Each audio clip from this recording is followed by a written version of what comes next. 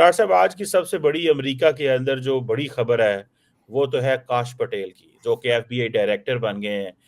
और कहा जाता है कि काश पटेल जो है वो एफबीआई के हवाले से बड़ी टफ लाइन लेते थे। और डोनाल्ड ट्रंप साहब उनको बड़ा पसंद करते थे। ट्रंप अभी भी महफूज नहीं है, यानी उनकी ट्रंप की जान को खतरा है। Trump in danger. Do you agree? मैं टोटली एग्री करूंगा, टोटली एग्री। अब मैं उस पर थोड़ा सा इसके बैकग्राउंड में। नमस्कार दोस्तों, आप सभी का स्वागत है पाक मीडिया अपडेट्स में। दोस्तों, अमेरिका में भारतीय ओरिजिन केशव पटेल को एफबीआई का डायरेक्टर बनता देख पाकिस्तानियों को खूब हो रहा है जलन। पाकिस्तानियों को लग रहा है कि अमेरिका पर अब भारतीय हुकूमत करेगी। तो आइए देखते हैं पाक मीडिया क्या बातें कर रही है। तार साहब, आज की सबसे बड़ी अमेरिका के अंदर जो बड़ी खबर है वो तो है काश पटेल की, जो कि एफबीआई डायरेक्टर बन गए हैं। और कहा जाता है कि काश पटेल जो है वो एफबीआई के हवाले से बड़ी टफ लाइन लेते थे। और डोनाल्ड ट्रंप साहब उनको बड़ा पसंद करते थे। एंड अबव ऑल उन्होंने एक बुक लिखी थी, government gangsters, the deep state, the truth and the battle for our democracy. और उन्होंने, तार साहब, आपसे मैं जानना चाहता हूँ कि इसकी क्या लॉजिक है, वो क्यों उनको लेके आए हैं। क्योंकि काश पटेल तो कहते हैं कि जो एफबीआई का दफ्तर है वॉशिंगटन में, जो हेडक्वार्टर है, बंद करके उसे डीप स्टेट का म्यूजियम बना देना चाहिए। तार साहब, इतने रेडिकल माइंड के लोग वो आगे हैं। और दूसरा, इसमें इंडिया फैक्टर क्या है? तार साहब, आप हमेशा कहते थे कि इजराइल लॉबी के बाद इंडियन लॉबी जो है वो एक्टिव है, और आपकी बात वो बिल्कुल ठीक हो गई। और इस सेटअप में 2024-28 में वो नजर आ रहा है। Sir, how do you see this? Cheema साहब, पहले मैं काश्यप प्रमोद विनोद पटेल उनका पूरा नाम है, इसके बारे में पहले मैं बताना चाहूंगा। 44 साल एज है उनकी। न्यूयॉर्क में पैदा हुए इमिग्रेंट पेरेंट्स के घर। गुजरात, मैं गुजरात पे भी बात करना चाहूंगा बाद में। पेस यूनिवर्सिटी को, इतनी लंबी चौड़ी यूनिवर्सिटी ने, इस 19th सेंचुरी में शुरू में बनी, वहां से उन्होंने जेडी की, डॉक्टर ऑफ जूरिस्ट। फिर वो certificate in international law university college London से जाकर उन्होंने एक सर्टिफिकेट लिया।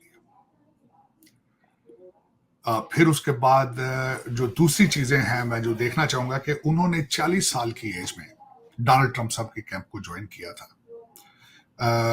और फिर उसके बाद इतने लॉयलिस्ट बने डोनाल्ड ट्रंप साहब के। वो पहले तो वो उन्होंने रैंक अपना, जब उन्होंने शुरू में ज्वाइन किया था चीमा साहब, वो उन्होंने डिपार्टमेंट ऑफ डिफेंस के वो रह चुके हैं चीफ ऑफ स्टाफ भी पिछले दौर में। और उसके बाद जो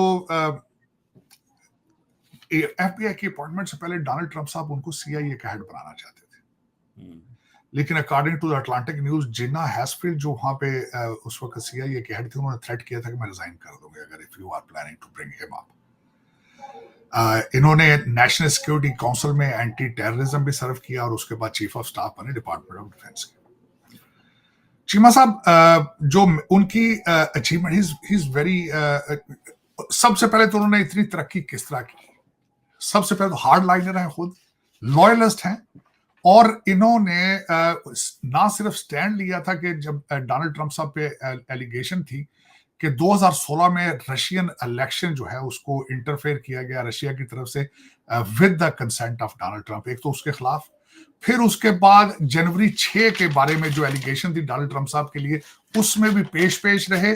और इन्होंने कोलोराडो की एक कोर्ट के अंदर टेस्टिफाई भी किया कि डोनाल्ड ट्रंप साहब ने 10,000 से 20,000 सोल्जर्स को वहां पे बुलाया था, लेकिन वो नहीं आए। या जिस तरह फिर डीसी के मेयर ने सुपरसीड किया गया उसको, उस वक्त ये भी कहा जाता था कि नैन्सी पेलोसी ने भी इंटरफेयर किया कि कोई जरूरत नहीं है, तो फिर वो ना आए। लेकिन बाद में कोलोराडो की जो थी कोर्ट, उन्होंने कहा कि he is not a fit to be a witness there, लेकिन ही इज लॉयलिस्ट।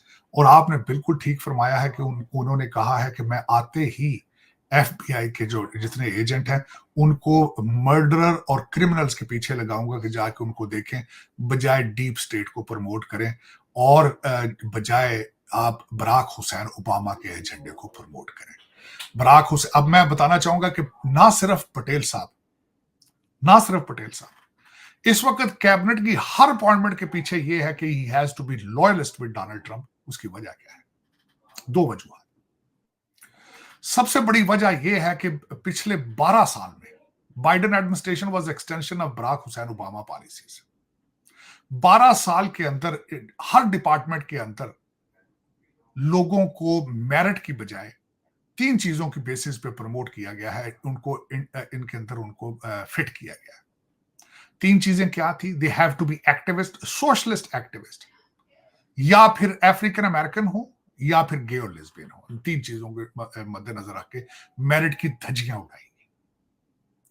और दूसरी सबसे बड़ी वजह यह है कि सारे काम की सफाई करने के लिए डोनाल्ड ट्रंप साहब के पास सिर्फ 4 साल।